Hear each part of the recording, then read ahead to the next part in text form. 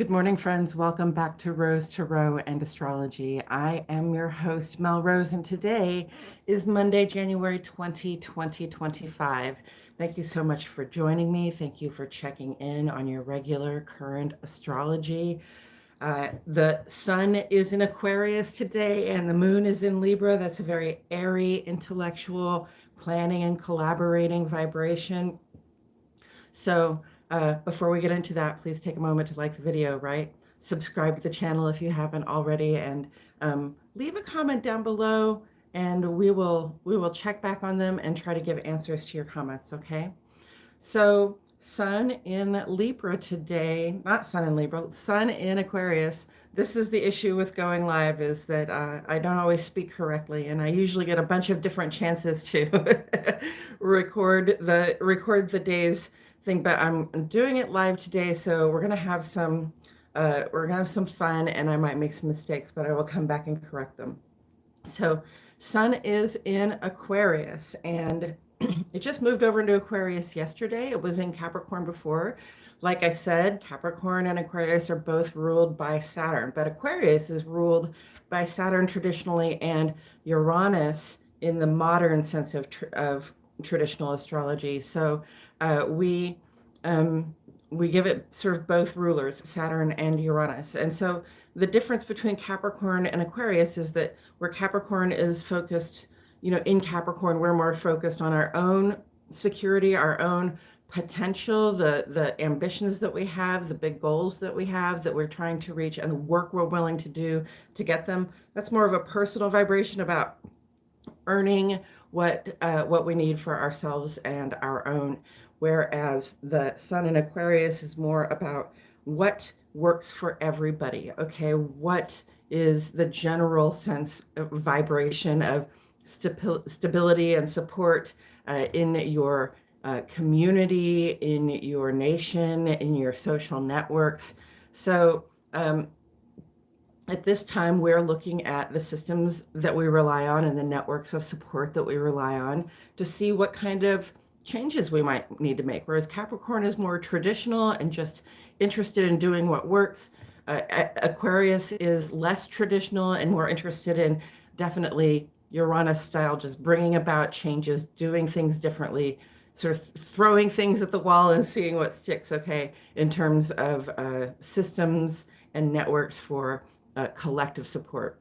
And, there's some wisdom to that because, I can work very hard for my own security and I can gain my own security, but really without the security of the people around me, without my community also being supported and uplifted, what does my personal security mean? So, when we look for mutual uplift, when we look for community level support, then we can know that we have our basic needs met because everybody else around us has their basic needs met as well. That's the Sun in Aquarius. That's the stuff that we turn our attention to at this time. And the Sun is conjuncting Pluto today. So Pluto newly in Aquarius, first time in 240 years or so. Sun conjuncting Pluto in Aquarius, first time in 240 years or so. And so, to us who are alive today, that's a very new kind of vibration. And when the Sun is conjunct to Pluto, it's as though the stuff that we give our outward directed attention to, our work, social, and civic lives, but the things that we are just very aware of, okay, the Sun is like a spotlight, it shines on things, right, is combined under pressure with this sort of subterranean vibration of things changing at a pace that, it's kind of hard to see them moving at all. But we're going through these transformations. So it's spotlight on transformation combined and under pressure. So I look for things to be revealed. We had the release of some Israeli hostages yesterday. They said they would start releasing, I think, 3 a week. And so they released 3 Israeli hostages yesterday. And, so those people are literally coming out from underground, from where they have been hidden, and their plight, their struggle is coming into the light. Not that we have been unaware of their status as hostages, but we were unaware of exactly what they were going through, and now that stuff is coming to light, right? The spotlight on the transformation, the spotlight is on what has been hidden behind and underneath, and the things that are changing, right? The things that are, Pluto sort of tills the soil. And right now it's in Aquarius, so it's tilling the soil of those networks for support and those systems for security that we have in place. And it's going to ask us to retool those networks and support, those networks for support and those systems for security in such a way that that things that used to be hard to handle, things that used to seem mysterious or challenging or difficult, or maybe just something that we avoid. We're being asked to retool our approach to those things so that we can face them up front and be ready when stuff goes down, right? Okay, so Sun conjunct Pluto today. I really feel like something's going to be revealed. I feel like, more and more information is coming out. Lots of surprises, just lots of conversation in the news right now with the inauguration coming up today that, this says, look, we're looking to change a number of the systems within our government here in the United States. We're looking to do things a new and different way. And while I don't necessarily agree with all of the policy proposals that go along with that, I am an American, and I do want our system to change for the better. And sometimes that happens in surprising ways. So we'll see what happens, right? So that's Sun conjunct Pluto. Also today, Mercury is squaring Chiron.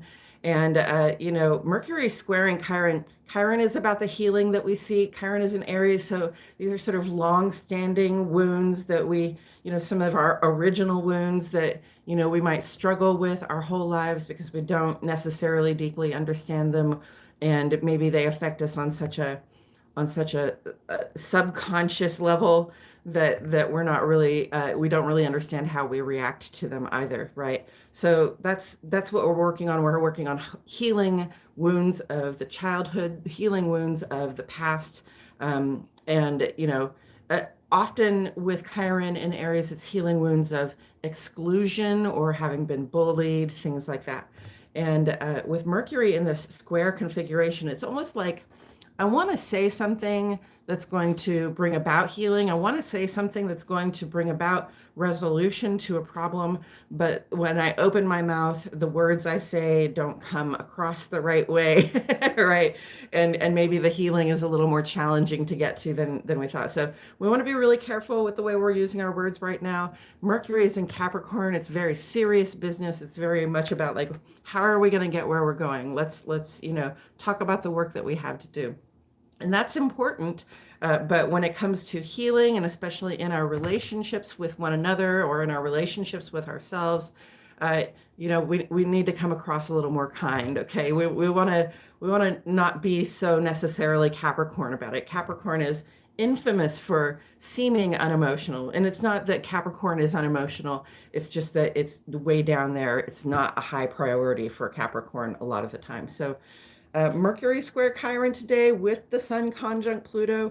This is a challenging day. These next couple of days are challenging for us. And coming up later in the week, we're still going to have more challenges because Mercury is going to be opposite to Mars, and Uranus is involved in this in a way where it's like, if we can find a different way to say what we need to say, if we can find a different way to act the way we want to act, if we can find an alternative to the hypervigilance and the sense of extreme protectiveness of ourselves and our own.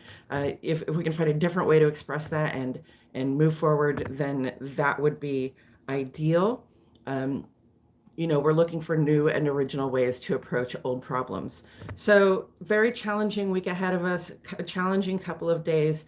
As things are revealed, as things come up from underneath and behind, I would be mindful of the words that I'm using, and I would say that if I don't have nice things to say, I might just go ahead and write them down, and not necessarily express them out loud to anyone right now. And it's not that the things that you're feeling are inappropriate or wrong, but our relationships matter a lot right now, and the way we communicate with one another really can be a transformative thing in our relationships. Right now, it's pretty challenging communication vibration. So, uh, you know, I would say just tread carefully. Okay, at least until the end of the week. When we get to this Venus trine Mars thing where our relationships, our ability to connect with people is a lot better, okay? The moon today is in Libra, and it's a waning gibbous moon. Tomorrow is the half moon. The moon in Libra is a time when we are seeking balance, especially in our personal relationships, not just with our romantic partners, but friends, family, loved ones, the people that we keep close, the pets that we keep close, the life forms that we keep close. I'm looking over here at my plants. So seeking balance in those relationships, making sure that we're giving as good as we get, that we're getting as good as we give, that we're not, bringing the vibration down by, spouting off from an angry place in our hearts or from a resentful place in our hearts, right? We want to make sure that we're acting with care and kindness, especially with those people that we keep close. And when you find that there's an imbalance in those relationships, often there's a conversation that needs to happen. There's a negotiation that needs to happen. We have to advocate for ourselves and others. And we can do that when the moon is in Libra. We're very fair-minded. So I encourage that. And with the waning moon going to the half moon tomorrow, we're about a week out from the new moon, which is next Wednesday.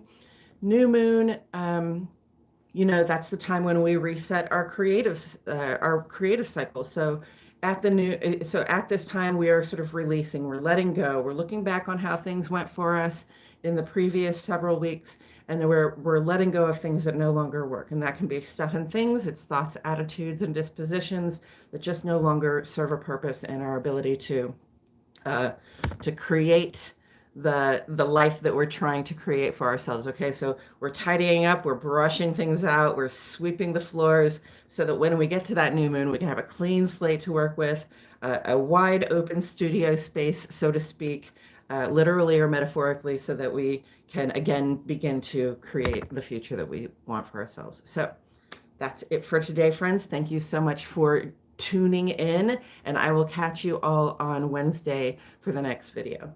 Bye-bye.